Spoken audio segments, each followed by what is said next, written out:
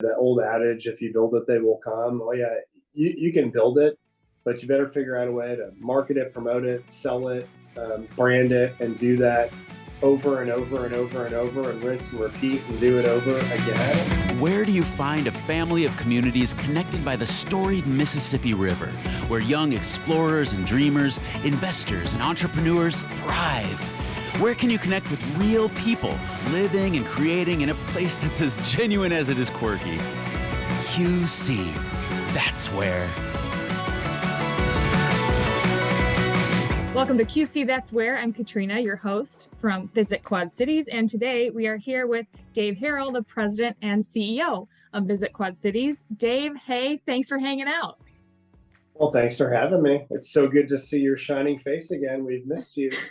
I was just on maternity leave for those who are not sure where I've been, but I'm back and I'm super excited to be back in action. And I'm really excited about this podcast, Dave, because you were this podcast when it was QC Current. You were the first guest ever.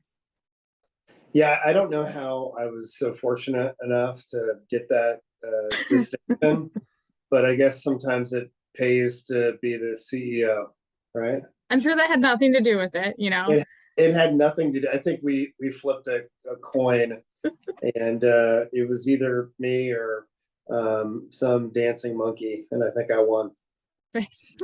Glad that you won, because a lot has changed, I feel, since that first episode. I was just listening to it back again, and you're talking about the tourism master plan and kind of what Visit Quad Cities was as an organization. And I kind of just want to throw it back to you. And first of all, how long you've been in the QC, and what have you seen change in the organization in those years?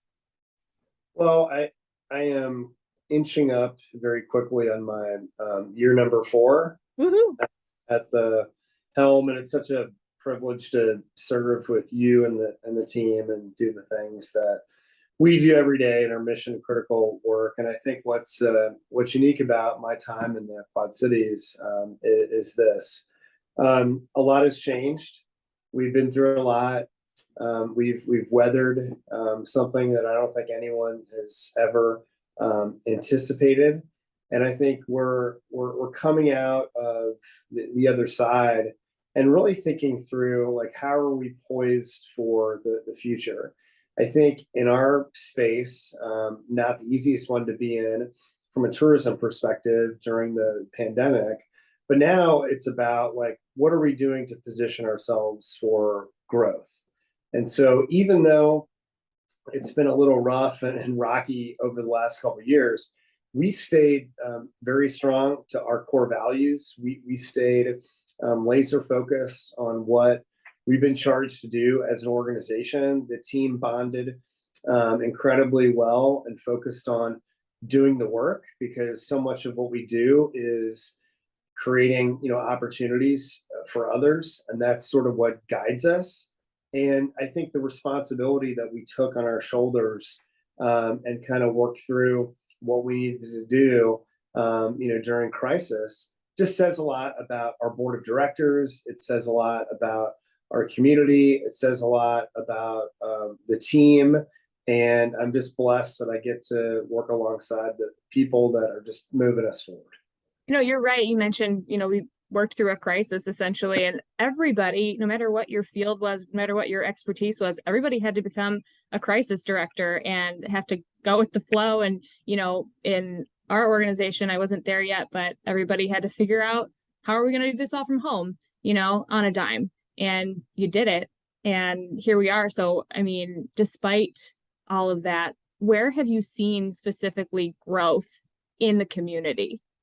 Yeah, it's a great question. I think it's probably an understanding by the local folks here in the Quad Cities of the significance and really that importance that tourism plays in their everyday lives. I think when you go through a system shock like we did, I think people connected with Visit Quad Cities, and it opened the doors to people that maybe we didn't have relationships with in the past. I think it gave us a new platform to talk about why we need to be invested in as an organization, why we do the things that we do every day to create value, And I think people really resonated with that. So I think that, the public sector, the private sector, the hospitality industry, the people that we're connected to, really kind of took a step back and said, boy, if we didn't have an organization like Visit Quad Cities, that might be very detrimental to, creating, opportunities on the economic side.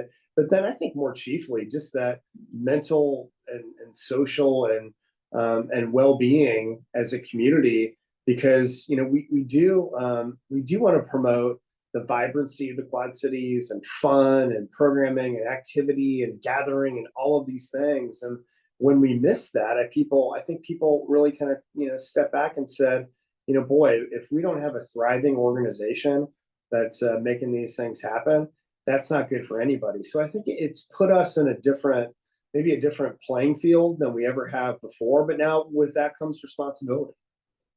So you kind of just answered it, but like, what does Visit Quad Cities is the, Visitors Bureau of our area, and it's a destination marketing organization. What is bottom line? What is the purpose of having a destination marketing organization here and also just across the country?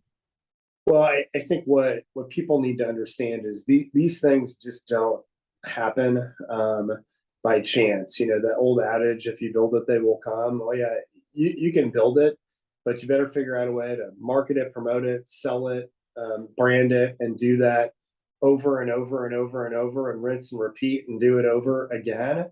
And I think that's the thing that people need to realize. Our pillars are really grounded in destination marketing and tourism development and visitor experience. And so, these are the things that we think about, all the time. But I think for us, like as we, sort of shift and think about like what is the next, 10, 15, 20 years, look like, we've got to be competitive. And if we are not competitively positioned as a region and as a destination, then that's just not good for anybody. And the people that we serve and our primary customer is Quad citizens. I mean, yes, visitors are really the focus and the intentionality behind what we do in the DMO space, but we're serving our local residents. And I don't think there's a DMO that exists in Illinois and there's 37 of them, or Iowa and there's 21 of them, and there's probably 800 around the United States and even more around the globe that really hasn't realized what their value proposition is to their community, their stakeholders, and then the people that they get to work with along the journey. Like, how are you connecting with those in our industry to always remember that we're doing good work, we're making an impact, we're making the places that we live a better place to be, and that's kind of the secret sauce to me. So here's the interesting thing from an outside perspective looking in. The interesting thing about the Quad Cities is we are riding two states. We're riding Illinois and we're riding Iowa, and kind of like you said, we have a lot of responsibility. And in my eyes, it's double the responsibility because we're not only just trying to foster growth and positivity in our own community, but it's the community of two states, two sides, and there's so much difference between Iowa and Illinois. I mean, does that, in your eyes, in your perspective, does that make it more difficult or more opportunity, like better, easier?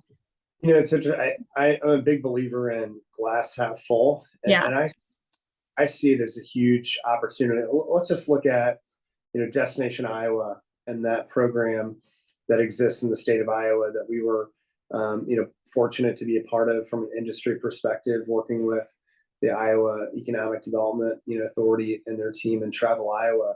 And the fact that we were able to advocate for that early on and show why those investments were needed, helped sort of open up $100 million in reinvestment into the state of Iowa, which is huge. And now all these communities around the state of Iowa are leveraging that. And then in Illinois, it's the largest budget for tourism in the history of the state of Illinois, because I think the governor realized he's got to invest into tourism, because that's going to get the machine, rolling again. And so, programs like tourism attraction and festivals, grants, and, a variety of things that were being created through the work that we've been doing behind the scenes to make those things happen. Well, that's going to benefit the Quad Cities. So the fact that we are a bi-state region, the ability to leverage two states is very unique, that maybe some of our other counterparts don't have that advantage. So I try to look at the silver lining of it and make sure that we're, poised on the relationship side, and then we understand those opportunities so that we can seize them and then bring those back to the QC so we can effectuate change. Great point. The fact that we are on a bi-state line, it does, double opportunities, and I think it doubles our visibility. Okay, so to really illustrate what Visit Quad Cities can do, like in March, our community hosted the Missouri Valley Conference Basketball Championship tournament over at the former Tax Layer Center. And that's something that I think was really attractive to a lot of the families who had players in that tournament, because, they're coming from, we're so close, we're Iowa, we're Illinois, we're close enough to Missouri, we're close enough to a lot of the competing teams. And so I think that really put us in a good spot. And that's just one of the many, many, many events that we bring here to, create an, economic revenue and just like visibility around the country.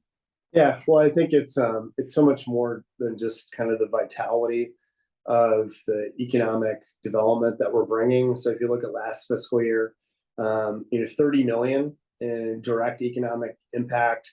And then visitor expenditures in Scott County and Rock Island County were, $957 million. So there's a lot of economic output that's happening, but there's a lot to be said for image and brand visibility. And when you can host events, whether it's the Missouri Valley Women's Basketball Tournament, or a military reunion, or a meeting, or a group tour, or a conference, or our friends in our river cruise industry, and that's been a lot of fun to see over the last couple months.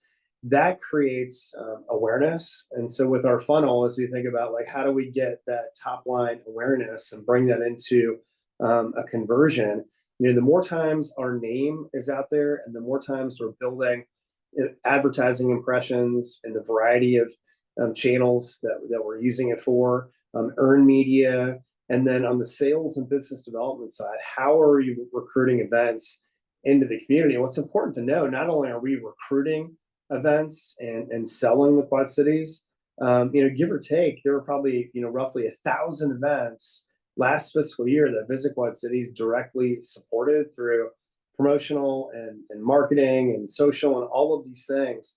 And, quite frankly, we're, not a lot of organizations, have that as sort of the portfolio of what they can bring to the table. And I think, we just need to continually reinforce that advocacy, that people, really understand like what we're bringing. So whether it's the business community, private sector, public sector, and then just, average, Quad citizen, that might not necessarily need to be fully indoctrinated into our organization, but they're seeing the fruits of that labor, because quality of life and quality of place is thriving. That's the lane that we need to travel in. A lot of what you just mentioned, I think, folds right into the tourism master plan. Would you talk about that a little bit? And also just, if anyone's listening who heard the last podcast, heard with Dave, 2020, I believe that was, what was in the tourism master plan then, and what's different about it now? Yeah, it's a great, question. I think, if you look back and when we went through that, process, and it was a very rigorous, process, what it produced was a long range vision for the destination, an overarching strategic plan, and ultimately this tourism master plan. So, within that plan, there are 92 initiatives and 17, core recommendations. And one of those approaches in terms of like these 6 big focus areas was a topic on implementation. And so we built an implementation, process. We have a group of advisors that meets on a quarterly basis just to monitor that progress. We look at everything within that plan. We prioritize stuff. We talk about like what's the right appetite to maybe advance something within the ecosystem of the Quad Cities. But no plan is good just lying on a shelf. And so I think the tourism master plan is not only that guidepost, but it's something that communities and partners need to look at. And what I'm really proud of is how the public sector and the partners that we work with and the private sector is looking at that plan in a very meaningful way. So when we are going after dollars, whether it's state dollars or other resources that are out there, people are looking at that destination vision and strat plan and tourism master plan as a way to fold in those recommendations to provide some structure and some guidance. And so it's a way that we can kind of bring the region together and all of the boroughs that exist within the Quad Cities, making sure that they're using that as sort of that one kind of plan that can take us and move us down the path that we'd all like to head. So I'm really pleased with how people have responded to it. One of the key things that was out of that, I mean, the number one goal that people wanted to see in the community wasn't just Visit Quad Cities. It was literally like our stakeholders that said, brand promotion, got to drive brand promotion. Last year we generated, anywhere in upwards of like 18 million advertising impressions through FY22, chiefly, digital. But then the QC, that's where regional brand and the effort with our friends and partners at the Quad Cities Chamber to kind of bring that together and then go operationalize that. And on the Visit Quad City side, I think it's paid dividends. It's opened new avenues on group business. It's definitely been a great way to scale our leisure advertising and do some things creatively in messaging. And so I'm really proud of what that campaign has been able to produce for us. And there'll be a lot more, but it all starts with having a plan foundationally. So if you know what that plan is saying and you can understand it, and then you go put the work in to implement, well, that's the place that I hopefully you're going to be seeing results. And so the tourism master plan, yes, is the overarch, but our team and our stakeholders and our board and our community, the way that they're embracing it as much as they have, shows me that not only was it a need, we went through that process, we launched it in May of 2020 and people thought that we were nuts, but quite frankly, it's probably been the best thing to like level set, like this is where we think tourism needs to head in the future. And I think it's doing exactly what we intended it to do. You've lived and worked in a lot of cities. So with that experience, do you think that our tourism master plan, the way it's laid out and like the lofty goals that it includes, do you think that this can be a learning tool or kind of an idea that other destinations can take on and make their own and something that people can learn from? Yeah, what's really interesting when I have the pleasure of representing the Quad Cities at industry events or conferences or thought leadership stuff around the country, people always come up to me, my colleagues, some from larger markets, medium-sized markets, but and they're so intrigued by us because they're like, oh my gosh, like you're multi-jurisdictional. You're two states. You've got a funding model that needs to be addressed long term for your your future vitality. How do you make that all work? And so I think people are connecting to the Quad Cities because they see us as a really interesting market. We don't just have one mayor and one city council. Right. We don't just have one state. We don't just have, one municipal corporation that we have a relationship with. And we've got, this dynamic portfolio of all of these communities that have their own look and tone and rhythm and direction. And being able to like bring all that together is a massive challenge, but I think there's no one, better suited for trying to do it than Visit Quad Cities. And what's fun about that process and the work, and it is a process, and every day is a little bit different, and certainly not, easy. I mean, tourism is apolitical. Okay. It should be, it should never be, weaponized. Those non-resident revenues are the best money that you would ever want in a community. And the more that we can continue to think about, like, what is that approach for us in the future, that's going to put us in a place that hopefully will make us more competitive. And, let's no bones about it. Like, it is a very, very competitive space.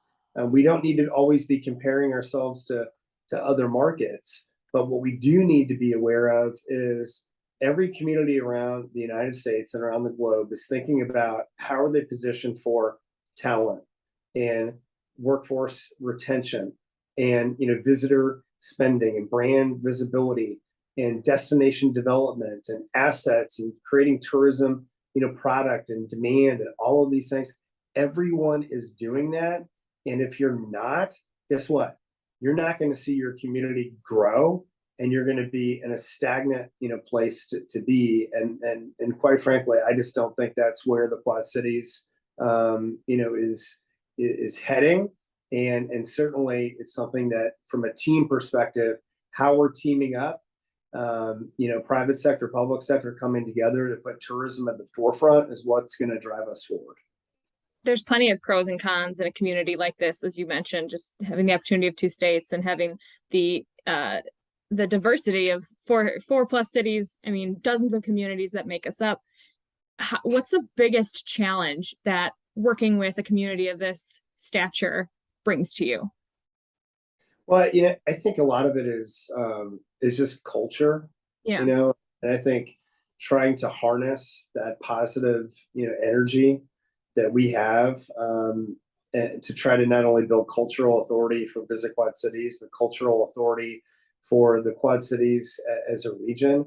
I think that is the thing that we always need to recognize as it's critically important if you want your community to thrive. And so for us, what's really unique, the people that come here, if they're coming from outside the market, a lot of times when we're with them, they don't know where they are. They don't know if they're in downtown Davenport or Sure. East Moline or Rock Island, whatever that is. And so we need to remember that, okay, in terms of that customer service delivery. What does that look like? How are we speaking to people? It's why I'm so excited about the Certified Tourism Ambassador program. Yeah. And we launched that this summer, and we want to scale that and try to get more people understanding the fundamentals of how you need to be talking to people that aren't from here, that are consuming your community in whatever space that they're doing it, whether they're coming in on a Viking River cruise and they're docking in downtown Davenport, but then they're going to the Butterworth Center. Whether it's a sporting event for TVK Bank Sports Complex, and they're coming in from Chicago, and how are they consuming the Quad Cities, and what does that look like? Whether it's just straight up business travel, that Monday through Thursday, which is the hardest thing right now in our industry, trying to get those conventions and conferences and those meetings back up and running. Yeah. Making sure that people understand the significance. So initiatives like Bring It Here, QC is something that we want to continue to harness and focus.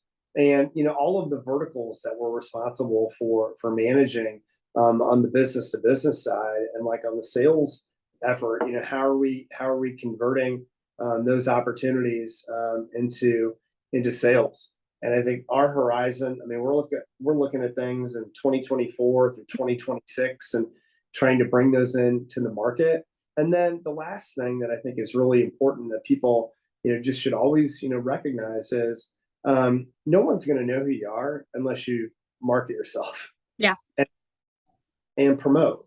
And I think the Quad Cities as a consumable product and a brand, well, unless you're advertising and promoting and doing the things that you need to do to get awareness, no one's going to know who you are. And so you can't expect that people are just going to pull out a map and say, oh, that place sounds, really compelling. And just by having a great website or social media, that's good. That's great too. But you need to promote, and that is 365 days out of the year. You need to advertise, you need to market, you need to build that visibility, or you're not going to have any awareness. I think you said it so well when you said you can, if you build it, they will come, but you have to market, promote, maintain it, sustain it, grow it. I mean, You're so right. There's so much that happens in the back end that is just so invisible, but it's so critically important. It is. And I think what's fun about some of the things that, we're doing, I think we ebb and flow based on temperature, based on, seasonality and those kind of things. And, we want to market ourselves 365 days, out of the year. And, if you look at like our river cruise industry, this summer and that sort of level of excitement. If you look at things on the product side, the fact that we launched, the QC Coffee Trail, and get all these people that are like uberly connected to it, and they're just having a great time. We launched the Public Art Trail, and what that has meant, to folks within sort of the arts here in the Quad Cities, which we feel that creative energy is really important to our brand. It's one of our brand, pillars. All of these things, we just need to continue to throw things on the wall. Some things are going to work, some things are going to suck, and that's just the nature of being a DMO. But just having that level of trust and that relationship with Quad citizens and with community leaders, so that they understand, the more times you throw it out there and sling it and put it on a wall, the better off that we're going to be in terms of just trying to create some emotional connection. And if we can create that emotional connection, and where people can bond to our story, and we get a great one, well, then hopefully they're going to take a chance and come here and experience us and be a part of, what, we all know is so great about the QC. But that's a thing that's beyond just our very small and mighty staff. Yeah, that's got by our team, our board, by the community at large. Like, where is tourism in the overall ecosystem of economic development? What role should it play? How should we invest in its future so that we are competitively positioned for the next 10, 15, 20 years down the road? How should we? I mean, how should we be investing? Well, I think we need to look at it in a variety of ways. I think we're so blessed in that we've got a variety of public sector investors and partners that are investing in our organization and have been literally for 30 years. Right. Which is wonderful. And we need to continue to cultivate and build those, relationships and showcase our value and demonstrate that ROI. The state of Illinois has been a wonderful partner, and literally since the mid 80s has had a program that invests in the 37, destination marketing organizations that represent hundreds of communities throughout, Illinois. Like, if we didn't have that level of support from the state of Illinois during COVID, financially, we would have been in a really, difficult, position. So making sure that relationship with the state of Illinois is ironclad. Same thing in Iowa. Programs like Destination Iowa. Programs like the Regional Sports Authority grant that we use to leverage some sports tourism investments and to go out and get events are critically, important. But also the private sector plays a role. And I think for us, like, trying to create this, not only do we want to be a shared and common community value, but creating a community, funding model of the future, like private sector investment. We just launched an investor program for the business community to be connected to us. We've never had that before. We've had a partnership program, for years. How are we getting more small businesses connected to us? So it's about diversifying our revenue and then making sure those relationships too with the granting authorities, whether it's, RDA or SCRA or the Moline Foundation, these organizations, the Community Foundation in the Quad Cities, all of these wonderful, organizations that represent, wonderful things in the Quad Cities. How are we sharing our story so they understand our challenges and opportunities? But then I think fundamentally, maybe taking a step back and challenging our elected leaders, challenging the business community to say, okay, where do we want tourism to take us? We know that it's really that first step to a broader economic development conversation, but what are we doing to make sure that we're putting the right investment in place to not like grow our future, but like sustain it? Like, how are we sustained? How are we, put in a place where, we're not necessarily, worried about our future because, we're making commitments in 2024 and beyond. And so if we know ahead of time that we've got that level of investment, then I think it's going to help us be a little bit more entrepreneurial. It's probably going to put us in a position where we can go out and attract more opportunities to the Quad Cities. And how are we going to market ourselves and advertise and maybe spread that super regional profile beyond just those Midwest, drive-to markets that we currently have, which is really our sweet spot? Maybe gives us a chance to, expand that, even more. So we're no different. When I talk to my colleagues around the country, everybody's going through this, too. But I think there are some that are a lot further ahead than us, because maybe foundationally at their core, they've prioritized tourism in a different way than maybe, we have. And that's why I'm so grateful, for our board leadership. I know I've mentioned that, a few times before. We got a great board. They believe in kind of where we're going. I think we've got a wonderful community. We've got some great partners around the table that want to see us do more. So let's do the work. Let's roll up the sleeves and go make it happen. And I think we can. Thanks for listening to QC That's Where, a podcast powered by Visit Quad Cities. Text Visit QC to 38314 for insider events, activities, and updates sent straight to your phone. That's VISITQC, one word, to 38314. Message and data rates may apply.